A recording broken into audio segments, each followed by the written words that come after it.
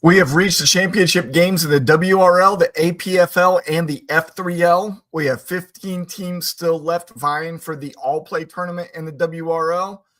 And we have a 2025 APFL Draft updates, all this and more in 20 seconds.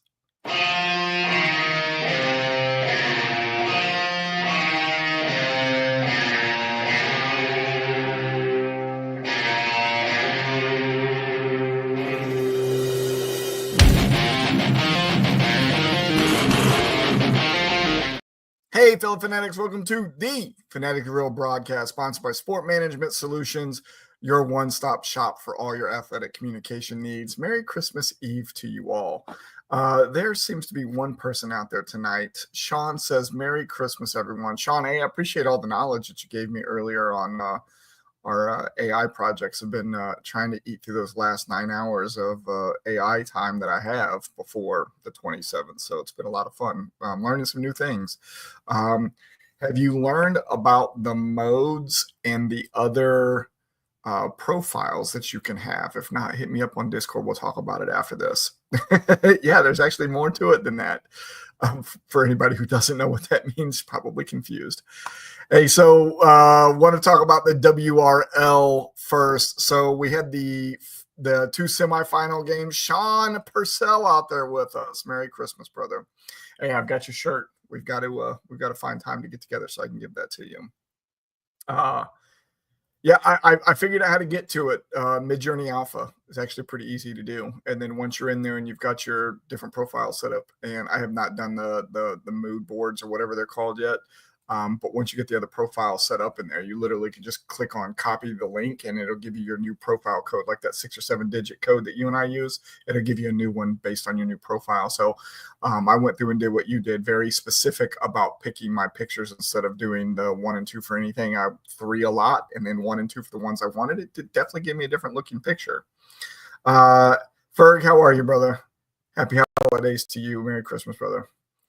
All right, so hey, let's get to these Declan semifinal games in the WRL. So the first of the 2 semifinal games definitely did not disappoint. We had the 1863 Ramblers and the Mad Scientist against each other. Margin of victory there was just 0.98 points.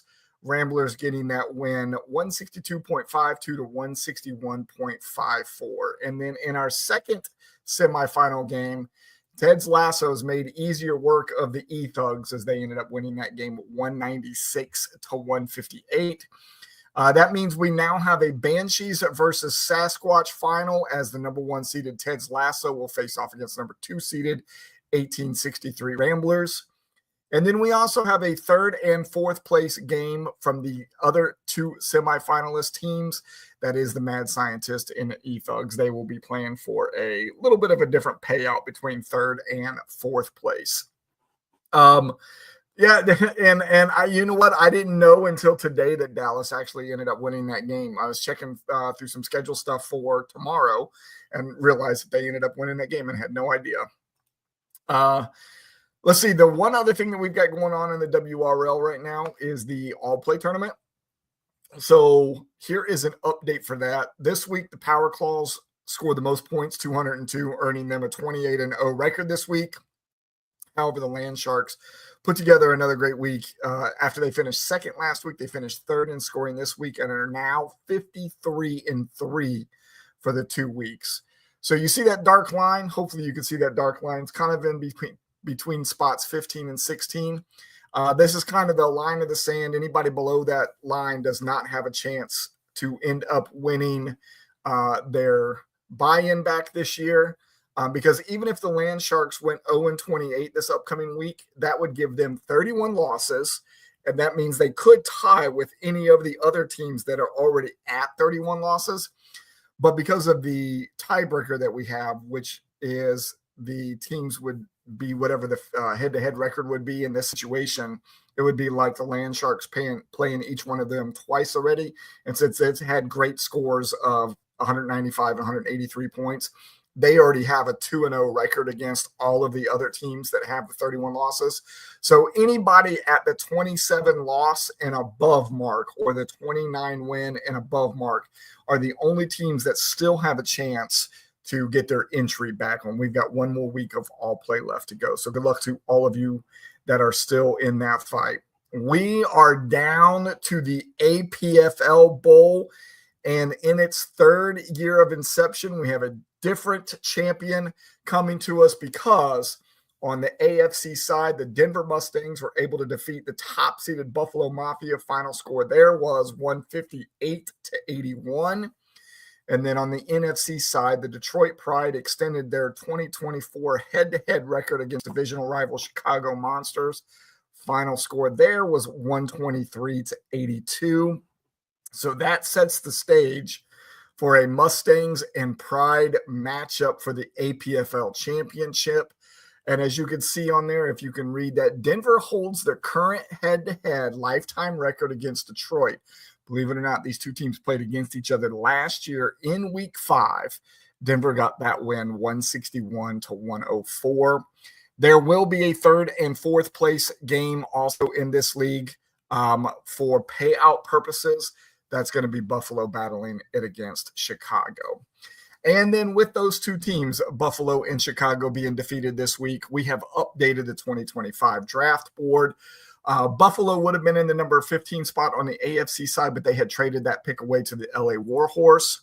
So they now own the 15th pick on the AFC side. And then on the NFC side, Chicago held onto their spot, and they will pick 15th in the first round of the rookie draft coming up next year in 2025. So we have also reached the championship round in the inaugural F3L season. In a semifinal round, the Indiana Firebirds defeated the Columbus Panhandles. Final score there was 508-429. I'm sorry, 508-429.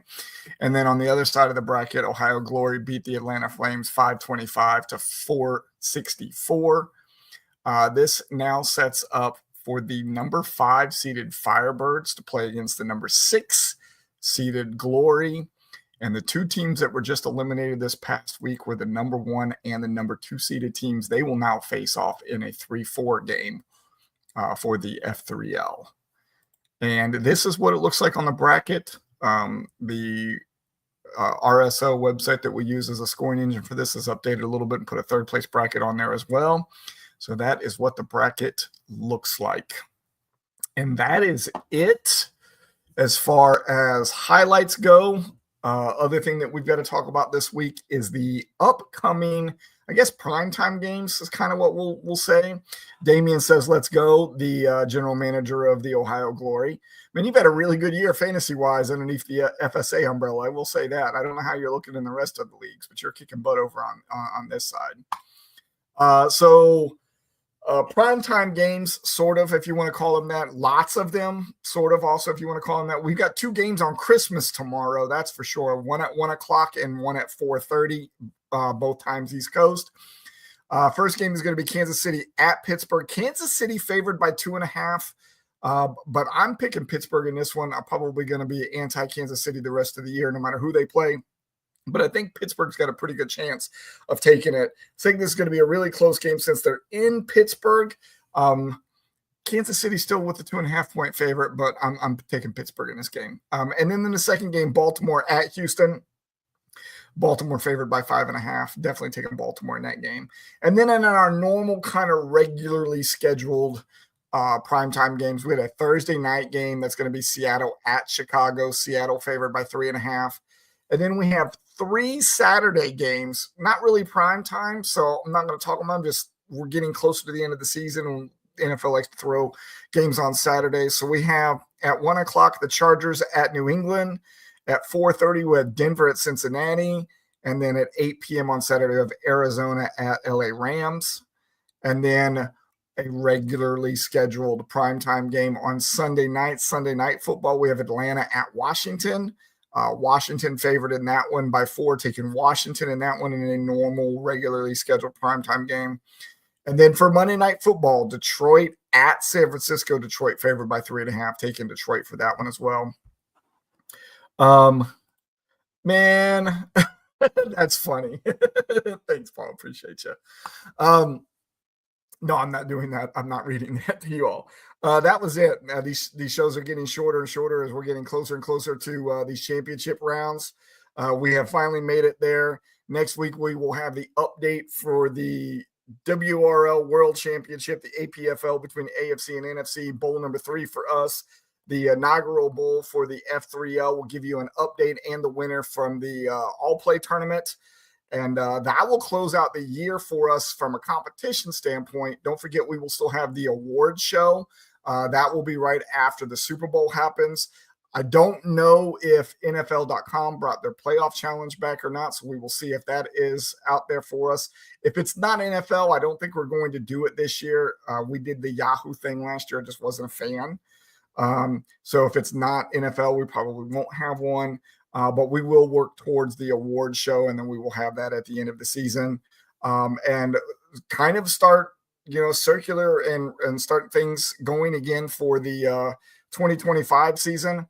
We'll do the championship show next week, and I think we'll do another show the week immediately after that. The week immediately after that, I'm going to start talking about what 2025 looks like in the leagues and all of those things. I've got a nice PowerPoint presentation put together for you all for that already. And I think that's it. I'm going to say Merry Christmas to you all now here on live video, or if you're going to watch it later. I will hit you all up on Discord tomorrow, as well as will Walter, so he can say Merry Christmas to you too. That is it. I'm going to go downstairs and watch some Christmas movies. You all have a great night. I hope Santa brings you everything you were hoping for. And for those of you that are in the championship rounds, hoping a championship comes your way. We will see you next week, regularly scheduled time. That will be on the 1st of January. So we will be starting off the new year with a broadcast, and we will see you all next week. Have a Merry Christmas.